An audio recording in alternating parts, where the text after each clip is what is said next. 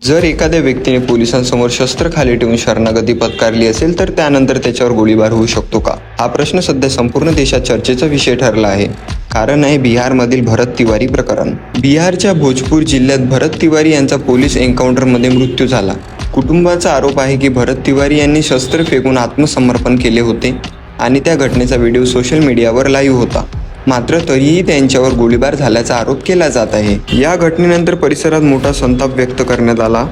हजारो नागरिक रस्त्यावर उतरले. आंदोलनादरम्यान पोलिसांनी लाठीचार्ज केल्याच्या बातम्या समोर आल्या आणि काही पोलीस कर्मचाऱ्यावर कारवाई करण्यात आल्याची माहिती आहे. या प्रकरणाने आता राजकीय वळण घेतले आहे. अनेक नेत्यांनी निष्पक्ष तपासाची मागणी केली असून कुटुंबियांनीही संपूर्ण घटनेची चौकशी व्हावी अशी मागणी केली आहे. मग प्रश्न अजूनही कायम आहे. जर खरंच शरणागती झाली होती तर गोळी का झाडण्यात आली आणि या प्रकरणातील सत्य काय आहे याचा निर्णय अधिकृत तपासानंतरच स्पष्ट होईल. तुमचे मत काय आहे? कमेंटमध्ये मला नक्की सांगा.